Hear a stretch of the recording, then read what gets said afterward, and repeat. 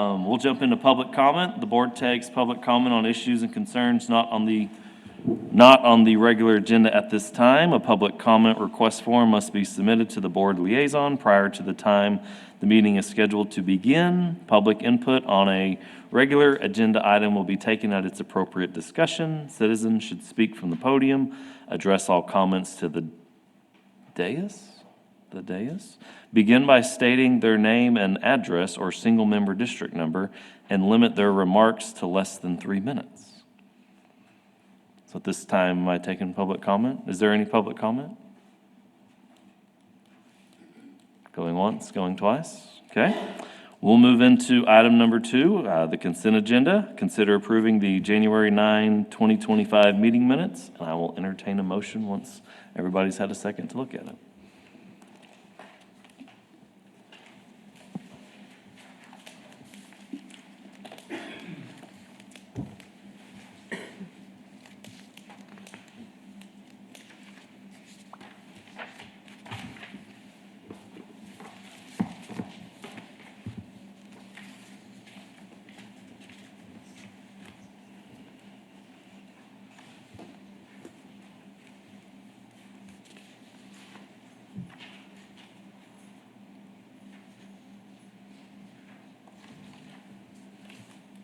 I'll move that we approve the minutes. Thank you, C. Is there a second? Second. Thank you, Ben. All those in favor say aye. Aye. Any opposed, say no. Motion carries. All right.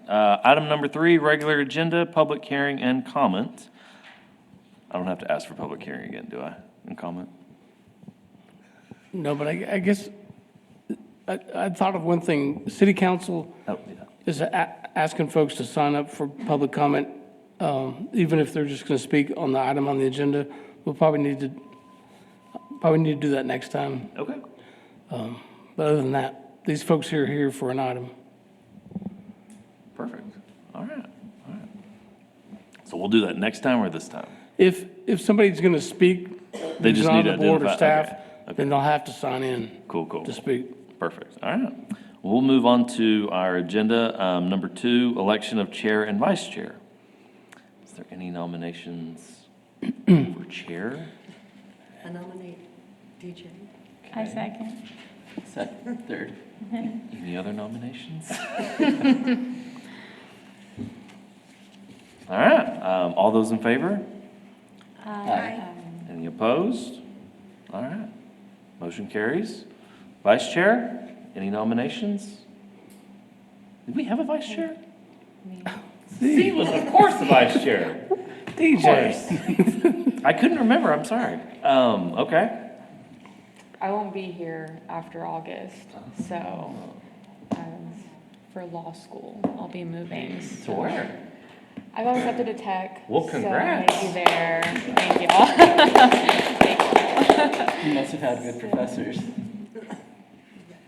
The best. That gave me A's, so thank you.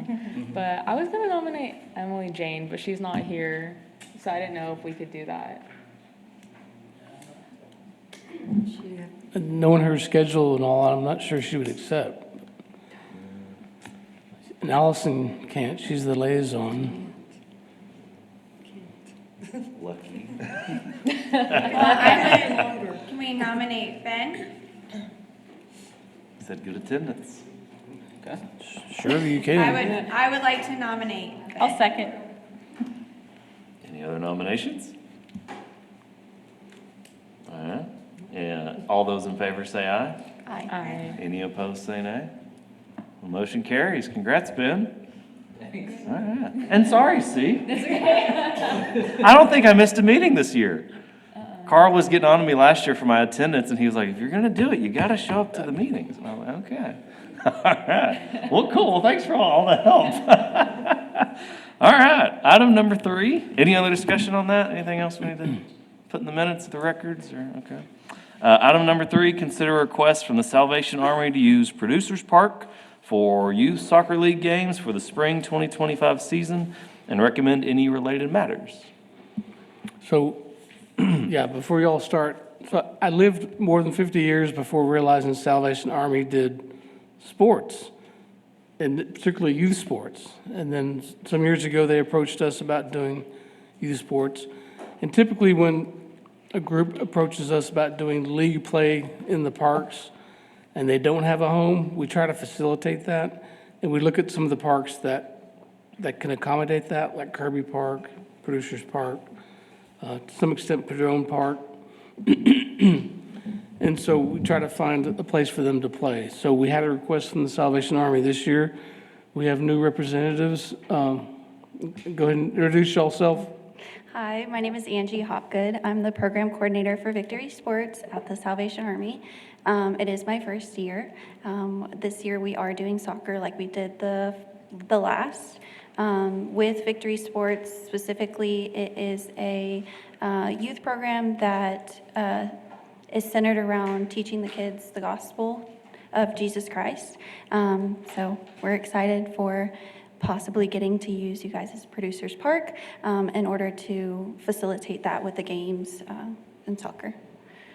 And as you know, we rent fields and open spaces for practices and all. So this request basically just accommodates like a block request for a whole season. Go ahead. So I'm Major Martinez. I replaced Jesse with her. Y'all know Jesse Hernandez. Great soccer guy and everything. He helped us get the Victory Sports on its feet and everything, but time came for him to retire. He had some family things he had to take care of. And so he passed the baton to me. I'm not a soccer person at all. And I told Jesse, look at me. You really think I play soccer? Well, you're going to have to do it now. So I said, we found Angie here. And one of the biggest things about our Victory Sports is it's Christian-based, but we also target the low-income individuals who can't afford the big fees compared to SASAs. So we target that, and we get anywhere between 150 to 200 kids in any given season. So last year since all that happened, we had to take a step back, regroup. This year we're back on again. It's just a slow start, but by summertime, God willing, and everything goes good, you're going to kick us out of there, out of the Producers Park, because all our kids know that place. They know what time we show up for the games. You'll see the kids run all over the place. I just want to give you a thank you, and I'll turn it over to her. Perfect, thank you. And so for the location, it's Producers Park, which is off North Bell and Ricks Drive. It's a community park in the northeast side of town. And there on the map, the northern arrow these are 2 soccer fields. These are 2 baseball fields. And y'all would like to use the open areas of those fields for practices. And also a few uses of the pavilion at the park. Mm-hmm. And here's more details about it. March through May, Saturdays, 9 to 1 p.m. And we figured out the total cost of just under $500. And they would have to get a certificate of insurance for their coverage. Y'all were saying the fees that the kiddos got to pay to be on a team. What are some of the fees? I'm just curious. Well, registration fee is the big one. Typically, we would like to reach out to sponsors to help with that. Yeah. Some people are not always, able to because they are reaching out to other communities. So with that fee, that's something that for low-income families, it's not feasible, because they're trying to work out other things in their lives. So that's something that we would like to, help diminish a little bit so that way they're at least able to be a part of something other than just schooling. They're able to enjoy their childhood and be around other kids and socialize as well. Awesome, thank you. Any other fees? So one of the parts. Come speak to the mic. Oh, yes, I'm sorry. One of the biggest things also with the fees, that we ask that the families to pay for the child, it provides a full uniform Oh, nice. and a trophy, or a medallion for the younger kids. So this way, when the season ends, they don't walk away empty-handed, And this is why we charge a nominal fee, and we seek sponsorships for that, because also with that, it helps us subsidize the cost of hiring some program aides and the referees. and pay for the use of the fields. Awesome. 24 And- teams, nice. Staff recommends approval. Any discussion? All right, well, entertain a motion. Do we need a motion to accept? Yes, please. Okay. I'll make a motion that we approve the request for the Salvation Army to use Producers Park as outlined. Okay, is there a second? I'll second. All right. All those in favor say aye. Aye. Any opposed, say no. All right, motion carries. Thanks, guys. So, thank you, guys. Appreciate y'all. If somebody wants to find out more information on sponsoring a team or sponsoring, where do they go? Just holler at Angie? I have some cards that I can leave with. Okay, perfect. That sounds good. Thank y'all. Appreciate y'all. Thanks so much. Thank y'all. Have a good week. All right. We'll jump on down to item number 4, discuss and consider the proposed theme, style, and scope for Riverwalk wayfinding signage and recommended any related matters. I'll start this off. Craig Kinney is also here and speak to it, but let me cover some ground on it first. Y'all have seen this before, most of y'all. These were the guiding principles that we started the project with and with the students. So I guess going back last fall, we hired Craig Kinney, architect, to work with us in the graphic arts class at ASU. The class broke down, they paired into teams, and each team worked on their ideas of what the wayfinding could look like. And we met, I think, 3 or 4 times with them in total. And at the very end, we picked one team and have been working with them since then in the final direction. So our next step is to, after taking it to the boards, to take it to city council, and I'm hoping to take it on February 18, the next meeting. So here, there's 3 main signs. There's map signs, there are information signs, and there are directional signs. Let me go back. The map signs, I think there's 3 of these. One would be near the golf course or Civic League Park on the west end. One would be more central. We have a map that shows it in a minute. And then another one would be on the east end. Informational signs would go at key locations like the Visitor Center, Waterloo Collection, Kids Kingdom, places like that. And then most of the signs are directional signs. Craig can speak about the materials and all and thoughts about the design, but let me skip ahead. Here's locations for the signs. It's a total of 24. And we may make a pitch to continue a little bit farther down into Texas Bank Sports Complex, which would add a few more signs and some cost. I'll let Craig talk to the materials costs. 21 directional signs, information signs, basically the same, 163,800, and then 3 map signs for a total of 192,300 plus contingency, so just over $200,000. As far as the budget, we are budgeted for design, but we're not budgeted for implementation of the project. We got to get council's approval on that and a budget amendment if they're interested in that. And hopefully we can do this spring, and summer, so this year. You want to talk about signs and materials and? Sure, if you'll go back to this is the wayfinding sign. It'll have a map of the Concho River. And what you're not seeing is below that, there's little descriptions of the visitor center, Fort Concho, Kids Kingdom. And those will be red dots on that map so that it's a typical map type sign that's pretty easy to get around. And that steel is called Corten steel. You've seen it around. You may have seen the signage at the Bosque. it's rusted steel, and it rusts up to a certain level, and then it just stops because the rust actually acts as a protection after it's rusted. So it's sturdy, it's not going anywhere. There's also a concrete base that you can see. That's for any mowers or weed eaters that may come by. The edge of that sign is brushed stainless steel.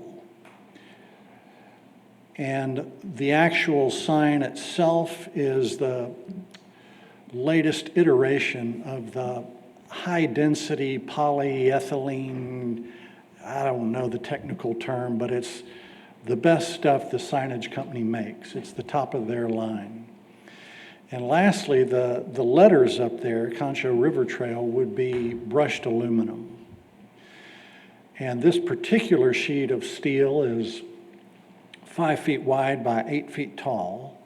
If you'll flip to the next one. These other signs are 2.5 feet wide by 8 feet tall. So in essence, we're trying to buy one sheet of 5 foot wide steel, Corten, it's expensive, and slice it down the middle and then use it both sides so that we're just using one sheet rather than cutting up a bunch of different sheets. And lastly, if you'll go to this sign, again, that International Water Lily Garden, that is the high quality signage, polyethylene, whatever it is. We like this direction in that it's very flexible. You can add, let's say we wanted to add Sunken Garden to that sign. We can add it below that. And on the other side, you can add to it as well. And the Sunken Garden is that way, but Kids Kingdom is that way. And so each sign would be different. You can, if one gets damaged, you can take it off and have it remade and put back on. And these signs are, you know, depending on the budget, we can add some, we can take some away as well. So we're in favor of the flexibility and the maintenance issues. Questions? One thing I wanted to point out is we aren't considering adding lighting to these. That would add cost, and I personally don't think it's necessary. And again, it would drive up the cost a lot and the maintenance of it. Lighting would add substantially to the costs. And there's maintenance there. We have to dig trenches to get the electric lines there. There's just a lot of work to get there. If you'll go back to one of the pictures that you guys got, like that one, I love the cleanliness of it. The way that it looks is sharp looking. Is there any reason we need to put like a San Angelo, City of San Angelo, or like Parks logo on it anywhere? Go back to the wayfinding sign if you would. Maybe just that one. We put that one on. I got you. That wayfinding sign will have the City of San Angelo. It won't have Parks Department. It's y'all's call. I mean, Gotcha. we can add that. How to do it in an elegant way is, we need to think about that. Gotcha. But we could do that on the map. part, Sure. Yeah. Not the steel or the structure. Right. Nice. And we had the students downplay that because we didn't want it to seem overly governmental. Yes, gotcha. I just want to make sure that was taken into consideration. That's good. You guys did good. That looks sharp. Good. Yeah, we're happy with the direction.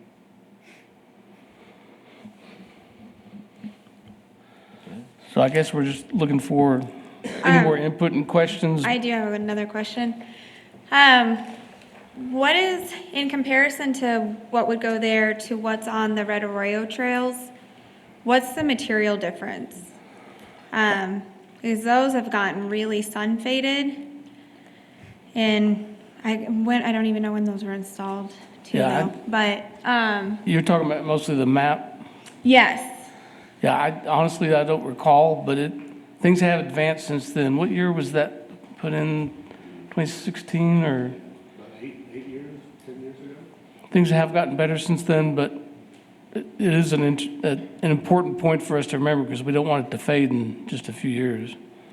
It's a great concern, and that's why we're going for the highest quality we can because of the UV issues with that. In terms of the fading, in time, it'll probably fade.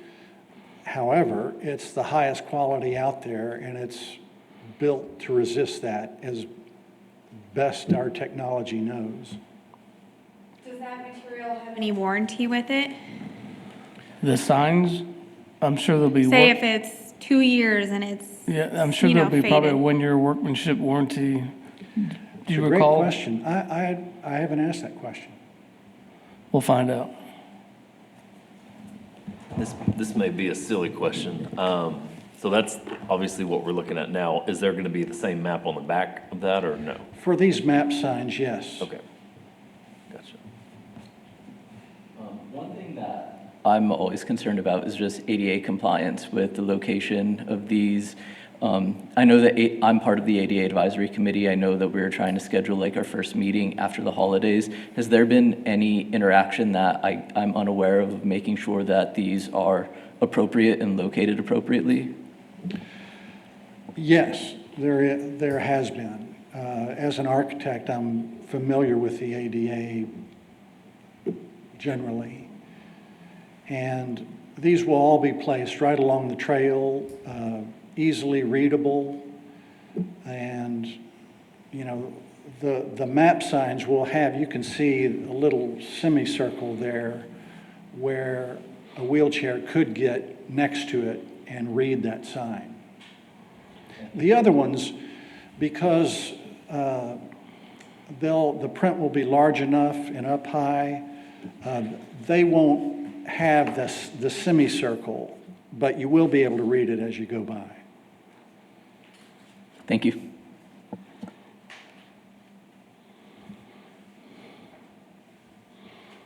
All right.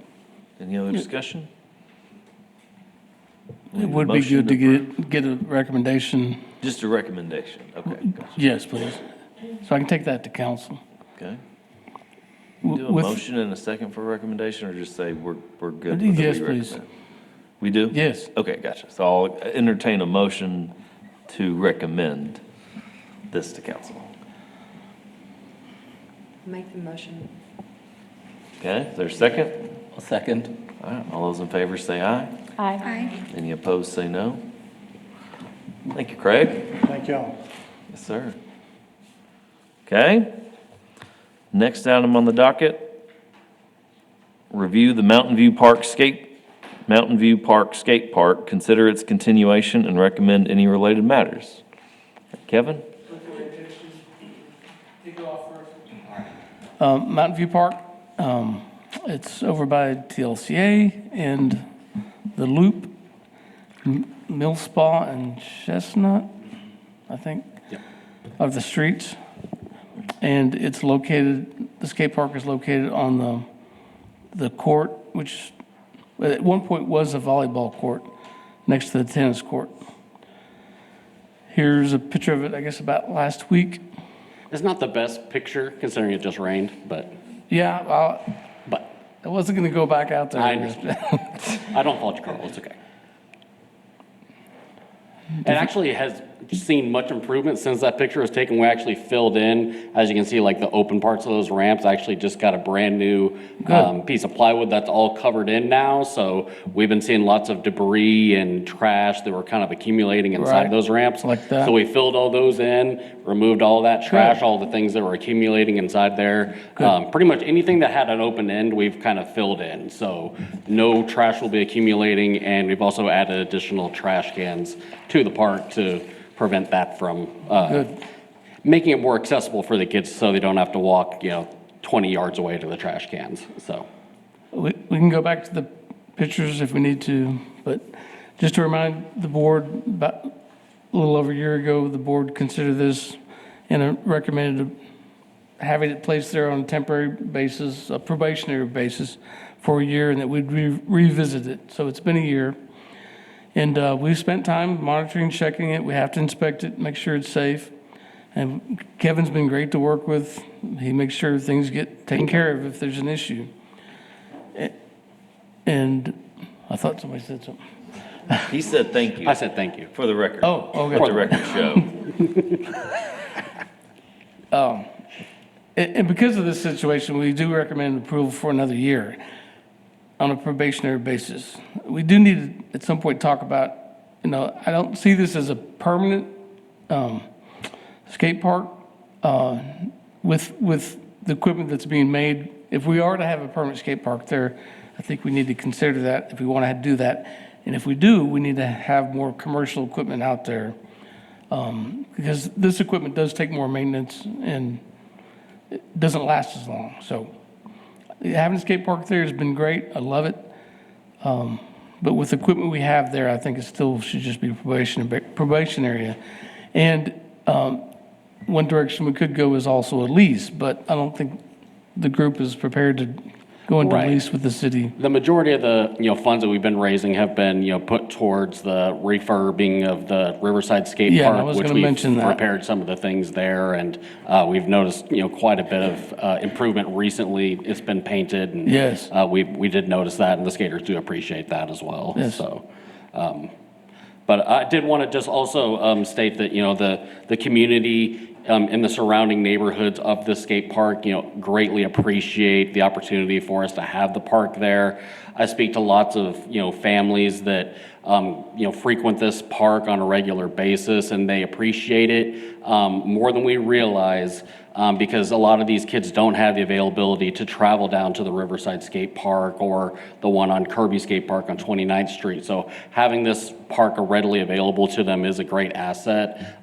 There's kids there every single day, and they appreciate the park. They take care of it. They try to clean up after themselves, and a lot of the local families frequent this place, and they take care of it. They alert me if anything kind of looks suspicious or if something that's broken. So people do appreciate it, and I wanted to say also, surrounding cities outside of San Angelo are even taking notice of some of the things that we're doing and coming down and frequenting the parks.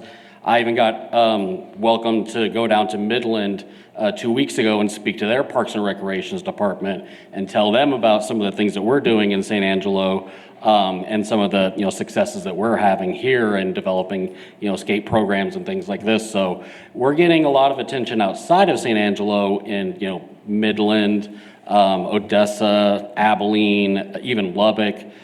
People asking us what we're doing to kind of create these things, and it's getting a lot of positive momentum going on. So whether we realize it or not, other people are looking at some of the things that we're doing and taking notice of it. So it's having a positive, snowball effect around our communities, which a lot of the skaters appreciate. And since we've started developing these, our communities, the skating community has doubled. Good. And a lot of kids are starting off, and this is a great opportunity for them to further their development in skating and giving them a positive outlet. So I appreciate the opportunity that we've been able to have this, and I appreciate if we were able to get another year extension to do it.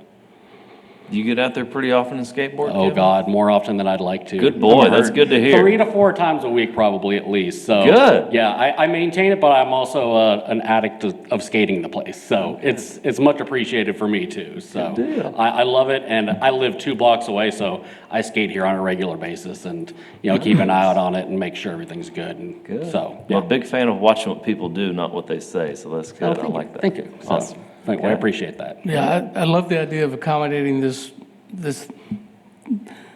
skating activity here at this location. They came to us with a request, we figured out if we could accommodate it. It does put a burden on us more so that we have to check it, inspect it. If you notice on this one slide here, we have to post these signs that state that legally that this is a skating facility, and, you have to watch yourself, and the city's limited in terms of liability. Except that we have to check it, inspect it, and if there's an issue, we either remove it, close it down, let him know so he can fix it. But overall, it's been nice to be able to accommodate it. And anything that ever becomes damaged or broken, we're very, very quick to get those repaired, because I understand, we don't want any kids, injured in any of these, ramps that we're using. We understand that skating is dangerous enough as it is, so we don't want to have anything questionable or have anything, deteriorating on our end. So that's why we're doing so many of these fundraisers, to make sure we have the funds to repair these things quickly and, as promptly as we can. And just a random question, if somebody is at the skate park, breaks their arm on the piece of plywood or whatever it is, who is liable for that? That's a good question. I mean, right now, they would be, because of the signage, they would be responsible, being it's a skate at your own. Yeah, But At your own risk. luckily, nothing has been damaged to the point of where it would compromise someone's activity. So that is making sure that everything is maintained so that doesn't become an issue. So And it going had to be forward- investigated. Like Yeah. a pool without a lifeguard, swim at your own risk kind of thing, skate at Yeah. your own risk. Yeah, so Okay. I mean, even like right here, like that part right, you can see where the water kind of rests and stuff like that. When I notice that it rains, I'm out there with a squeegee and literally squeegeeing it off and making sure everything doesn't get weathered, doesn't get deteriorated. And if anything does, if, say, screws get exposed or something like that, we're quick to get those swapped out as quick as possible. Awesome. So we're on the ball as best we can be, so. We appreciate DJ, I it. may add that not too long ago, this particular group was able to donate or provide funds for us to use as a city to make some necessary repairs and additions to the river skate park. And so Nice. that has helped dramatically from the standpoint of a budget standpoint on my end. And so we have a really good working relationship with Kevin Little and his group. And so we appreciate what they offer and what they do. Yeah, we appreciate that. So thank you. Awesome, yeah. What was I was gonna ask, what was the status of, wasn't at one point in time we were looking at San Saba of buying some materials out there from one of their old skate parks? Yeah, We Lano- were looking into that. It wasn't nearly as a credible source as we were hoping for. Gotcha. When I kind of started Facebook investigating Marketplace. further into it, that same park had shown up in like Kansas and other places like in Oklahoma. And it looked kind of suspicious, so once I started investigating further, the original person had sold it in Kansas, and then people had taken that stolen image and then basically tried to create a false, you send me the money and then I'll sell you the skate park later on kind of thing. So sadly, once it seemed too good to be true, and it was, so. I like that. Gotta take a second look. before you- Yeah, okay, just sadly, making so, sure. but yeah. Well, thank y'all. Do we need a recommendation? Yes, please. Or any discussion before, I guess we talk about recommendation?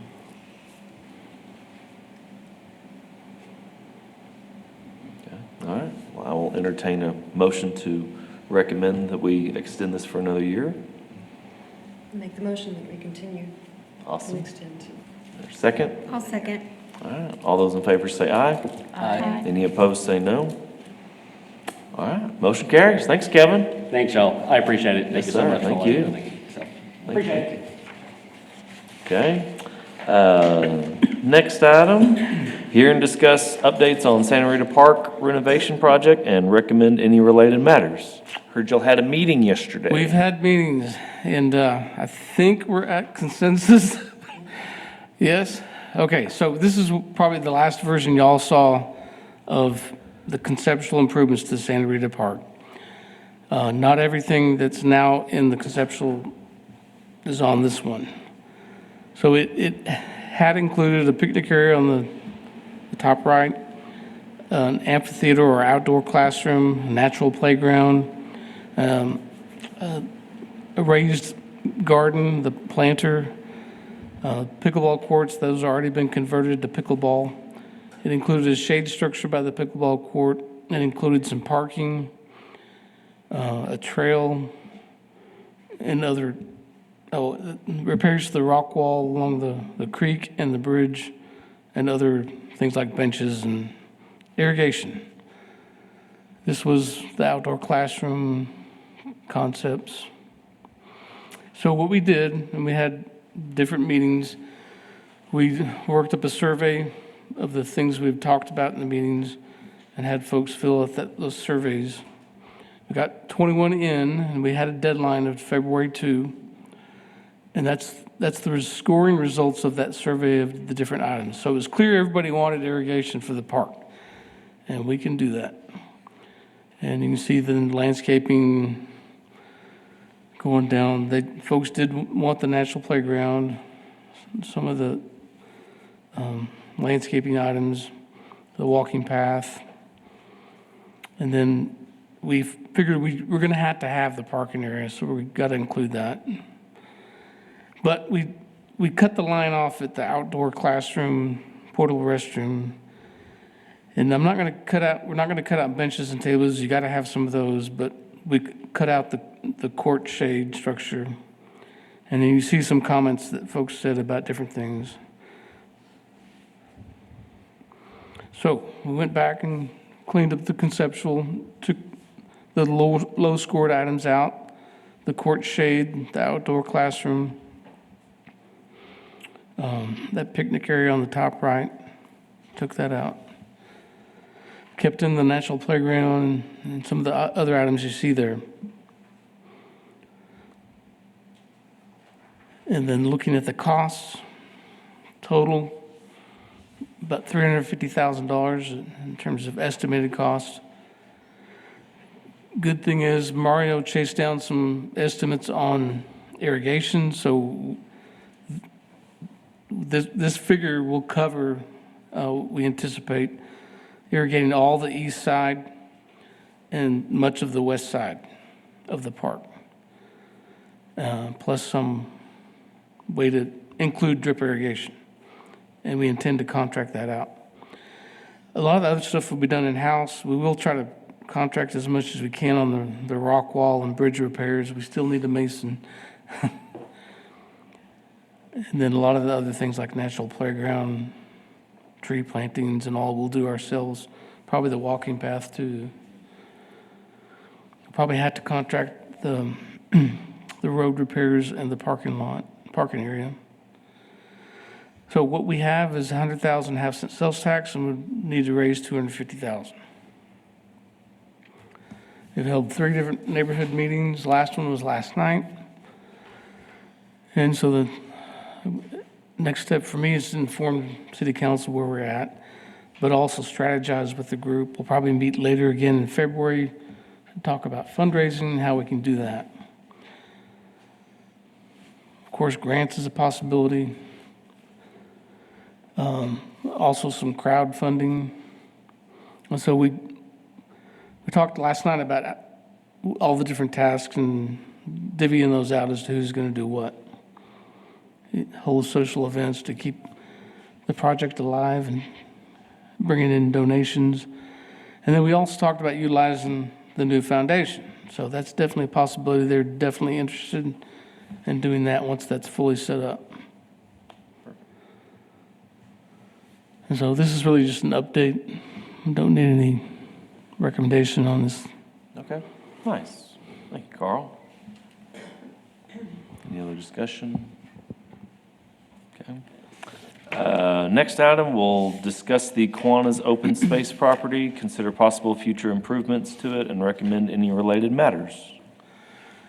Some of y'all may remember some years ago, I don't know how long ago it was, 4 or 5 years ago, 6 years, Julie Raymond approached us about creating an art park at this location. So Kiwanis Park, well, let me back up. So at that time, we'd gotten the warped message that, we don't want to take on new development because that takes on new maintenance costs. So don't go that direction. Maintenance costs still are a concern, but I think not quite as much as they were at that time. And with a few years left here at the city, I'm trying to keep some projects alive. I don't want direction on this, but I just want to plant the seed. Let me back up. Some background. This property was downgraded from a park to open space back in the recession 2008, 2009. And anticipated renovation costs would not be very high, $150,000 to $200,000 plus additional $18,000 to $20,000 a year maintenance. And basically, my concept is just to create like a mini arboretum where you'd have a walking trail, some benches, irrigation.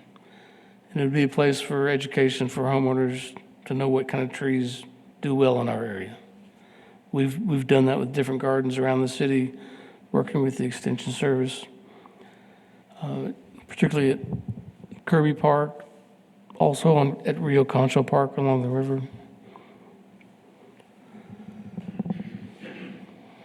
What else? That would mostly be the improvements of irrigation, walking path, trees, interpretive information, a little bit of lighting, and some benches. So I just want to keep the ideal alive and plant the seed. I'm not looking for direction. Where is this located? Thank you. Avenue N is on this side, no, sorry, this side. Wait, This is I lost your point. A&M. So HEB is farther down this way.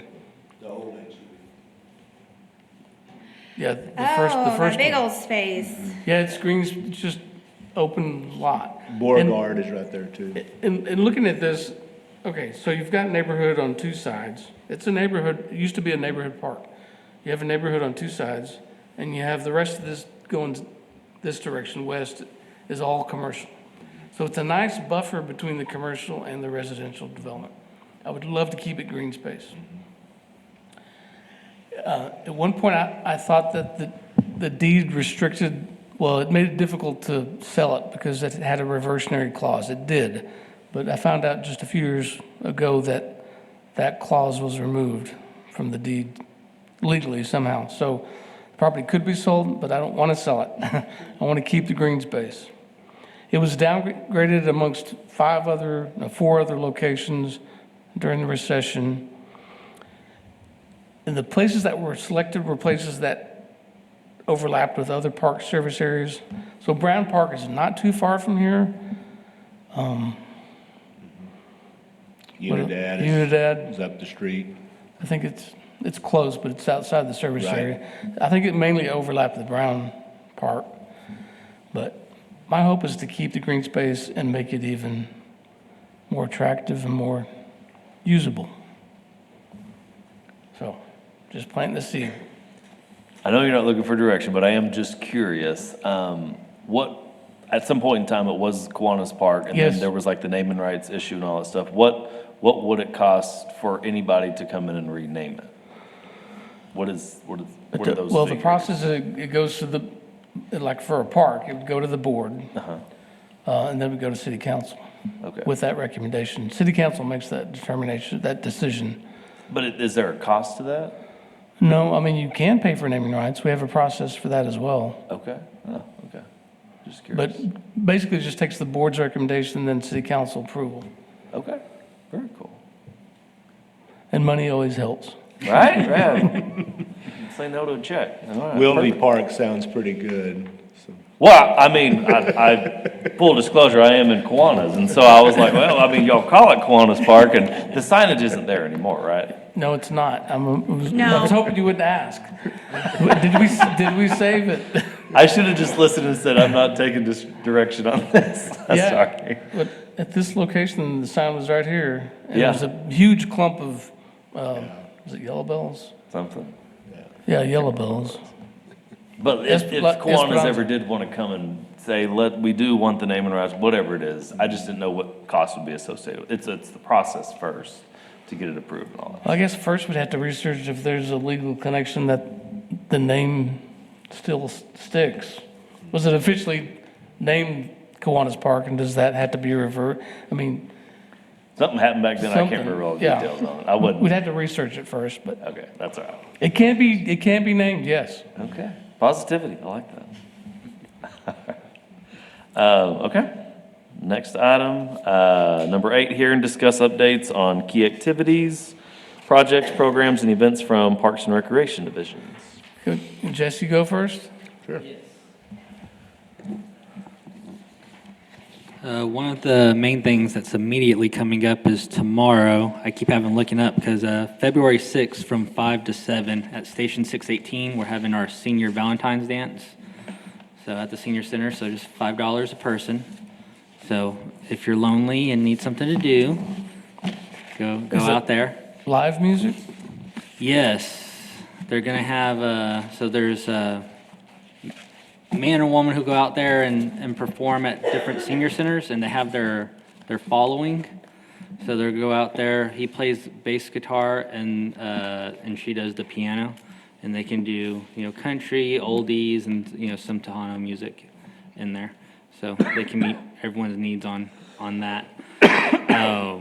Me and Sam went and checked them out last month, and they had a good crowd there, and several people from our center were out dancing. So walk through the door and you see people already out there. So I think it's going to be good. The last one that we did in fall did well, and then in March, when we have our daddy-daughter dances, that first week of March, on Thursday will be for the seniors during the day, the daytime portion. So we're trying to make it to where each month we have something like that going, but we're at least going to do several of them throughout the year. So by March, we have already have done as much as we did all of the previous year. So we're excited about that. Some other activities is we're most of the way through youth basketball right now. So over 90 teams have played in our league.